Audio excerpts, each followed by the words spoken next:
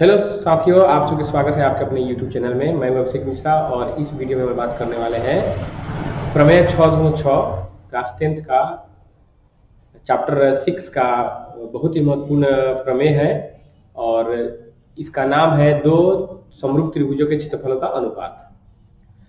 तो इसका स्टेटमेंट है कि दो समरूप त्रिभुजों के क्षेत्रफलों का अनुपात उनके संगत भुजाओं के अनुपात के वर्ग के बराबर होता है। सामने दो त्रिभुज बनाए गए हैं और ये दोनों त्रिभुज क्या है, समरूप है। इन त्रिभुजों के नाम हम लोग ले लेते हैं ABC और इसका नाम रख लेते हैं DEA। क्लियर? ये दोनों त्रिभुज समरूप है। तो समरूप त्रिभुज में क्या होता है कि संगत कोण बराबर होते हैं और संगत भुजाएं एक ही अनुपात में होती है, अर्थात संगत भुजाएं समानुपाती होती है।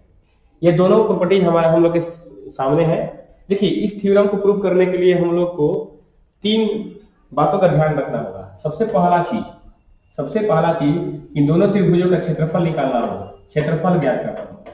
ठीक है। उसके दूसरा चीज कि इन दोनों त्रिभुजों का जो हम लोग लंब खींचेंगे ना, लंब के माने एक त्रिभुज को समरूप करना होगा।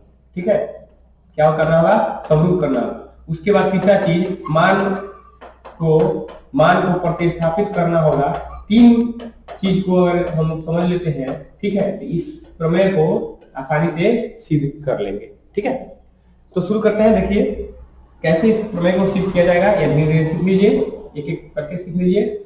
तो सबसे पहले हम लोग लिखेंगे यहाँ पर कि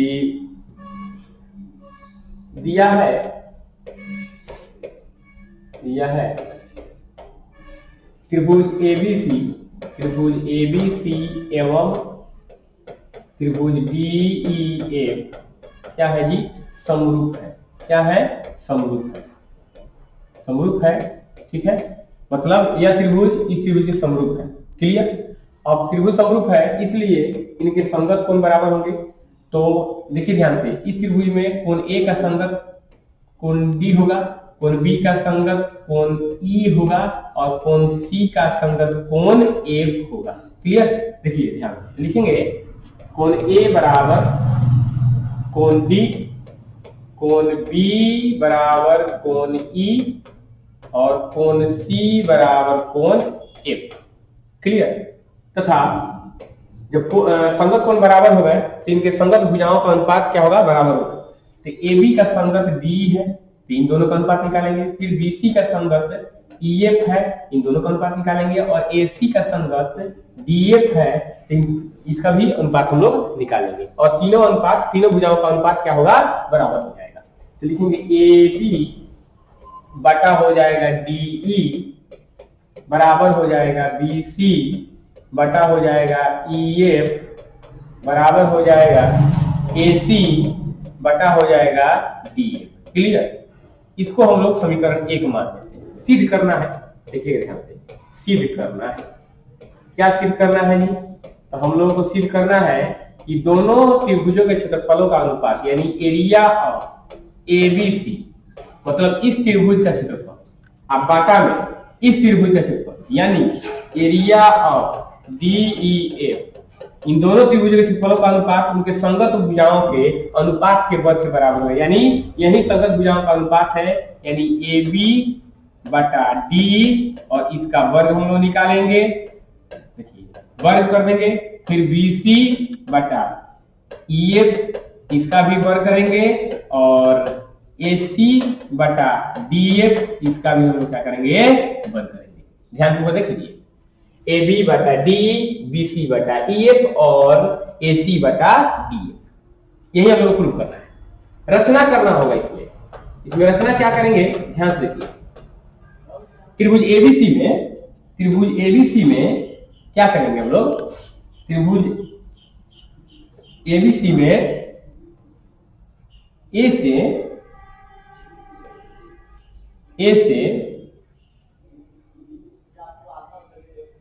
AM BC पर लंब खींचेंगे। क्या हो गया? और उसके बाद त्रिभुज DEF में D से EF पर DA में लंब खींचेंगे। क्लियर? तो जैसे ही हम AM लंब खींचेंगे BC पर, तो यहाँ 90 डिग्री बनेगा। और ये भी 90 डिग्री बनाएगा। ठीक है, ओके, चलिए देखते जाइए।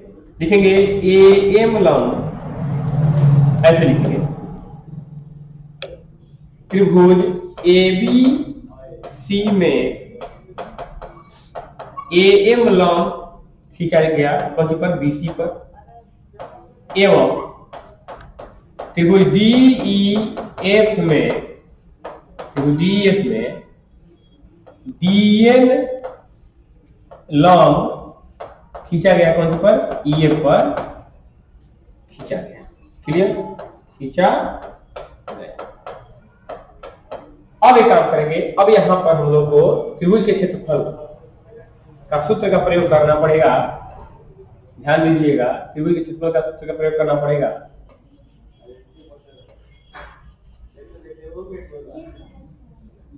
देखिए, लिखेंगे प्रमाण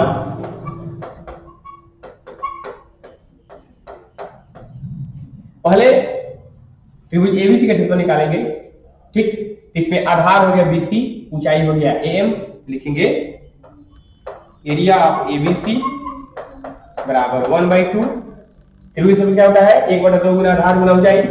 आधार है बीसी, गुना ऊंचाई है कौन सी, एम। क्लियर। अब देखिए, उसके बाद दूसरे त्रिभुज का क्षेत्रफल निकालेंगे डीईएफ का। ठीक है, तो एरिया ऑफ डीईएफ क्या हो जाएगा, 1/2 गुना आधार ईएफ गुना ऊंचाई इसमें कौन सी है, डीएन है। अब दोनों का अनुपात निकालेंगे, तो अनुपात निकालने पर area of ABC, area of DF बराबर 1/2 इंटू बीसी इंटू एम बटा में हो जाएगा 1/2 इंटू ईएफ इंटू डीएन हो जाएगा। 1/2 से 1/2 खत्म हो जाएगा, बचेगा कौन चीज, बीसी बटा ईएफ गुना एएम बटा हो जाएगा कौन चीज, डीएन। समीकरण नंबर क्लियर। इतना तक कर लेना है। मतलब दोनों त्रिभुजों के क्षेत्रफल निकालेंगे और फॉर्मूला क्या है, त्रिभुज क्षेत्रफल का 1/2 गुना आधार गुना ऊंचाई। इस फॉर्मूला से दोनों त्रिभुजों के क्षेत्रफल निकाल करके अब तब क्या करेंगे हम लोग, उसका अनुपात निकालेंगे। जैसे ही अनुपात निकल जाएगा उसको समीकरण 2 मान लेंगे। अब इसका प्रयोग हम लोग आगे करेंगे। ठीक है, अब देखिए, अब यहां से क्या करना होगा, अब यहां से एक पॉइंट आगे बढ़ना होगा कि हम लोग को ये दोनों त्रिभुज, इसको और इसको समरूप करना होगा। और उस समरूप त्रिभुजों के संगत भुजाओं के अनुपात बराबर होते हैं, उनके भुजाओं का अनुपात बराबर करना होगा। तब जाकर के हम लोग को यह मतलब कि दो समरूप त्रिभुजों के क्षेत्रफल का अनुपात उनके संगत भुजाओं के अनुपात के बल के बराबर हो जाएगा। क्लियर।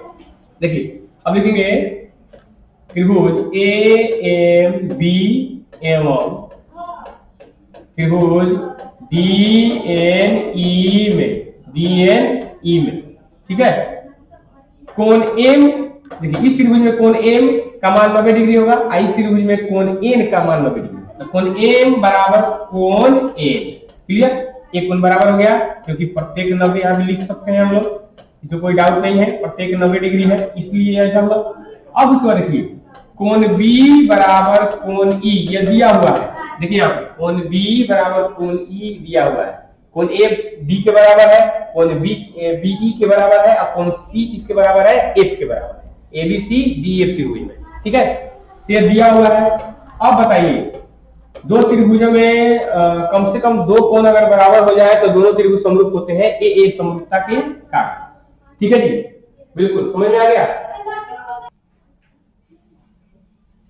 अब देखिए, ये दोनों त्रिभुज क्या होंगे, समरूप होंगे।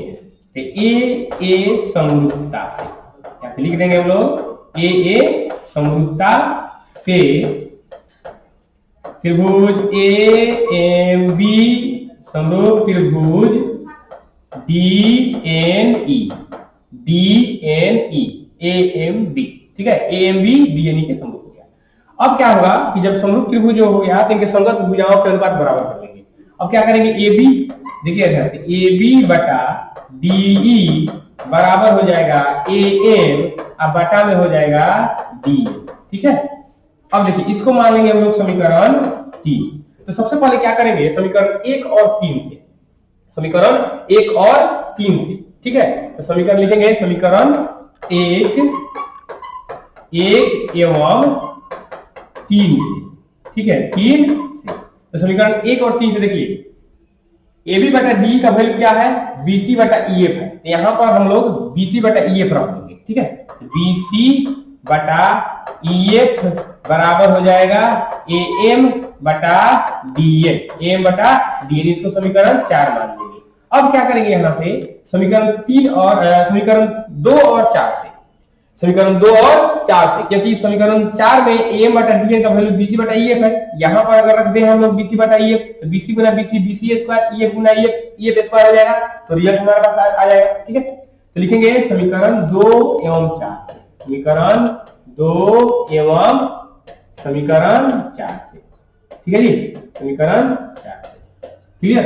अब देखिएगा, ध्यान पूर्वक देखिए, समीकरण 2 में क्या कर रहा है, समीकरण 2 में कह रहा है area of ABC, area of ABC मतलब त्रिभुज एबीसी का क्षेत्रफल बटा में एरिया ऑफ डीईएफ यानी त्रिभुज डीईएफ का क्षेत्रफल बराबर है बीसी बटा ईएफ गुना, देखिए गुना में एम बटा डीएन है और एम बटा डीएम बराबर किसके है, बीसी बटा ईएफ है। यहाँ पर एम बटा डीएम के बदले में बीसी बटा ईएफ रख देंगे तो कोई दिक्कत नहीं होगा, ठीक है। अब क्या करेंगे, एरिया ऑफ एबीसी बटा एरिया ऑफ डीईएफ बराबर हो जाएगा बीसी गुना बीसी बीसी स्क्वायर बटा ईएफ गुना ईएफ ईएफ स्क्वायर। अब देखिए अंश का भी स्क्वायर है, हर का भी स्क्वायर है, इसे होल स्क्वायर कर लेंगे, तो एरिया ऑफ एबीसी बटा एरिया ऑफ डीईएफ बराबर बीसी बटा ईएफ का होल स्क्वायर। और देखिए बीसी बटा ईएफ, बीसी बटा ईएफ किसके बराबर है, एबी बटा डी के, तो एबी बटा डी का होल स्क्वायर लिख देंगे, एबी बटा डी का होल स्क्वायर लिख देंगे, कोई दिक्कत नहीं होगा, बराबर। अब यह बराबर है बीसी बटा ईएफ बराबर किसके, एसी बटा डीएफ के, तो ये लिख देंगे एसी बटा डीएफ का होल स्क्वायर लिख देंगे, कोई दिक्कत नहीं है, इस तरह प्रूव हो जाएगा। तो इस तरीके से हम लोगों ने सीखा कि दो समरूप त्रिभुजों के क्षेत्रफलों का अनुपात उनके संगत भुजाओं के अनुपात के वर्ग के बराबर होता है, और यह प्रमेय 6.6 कहलाता है, एनसीईआरटी में दिया हुआ है प्रमेय 6.6।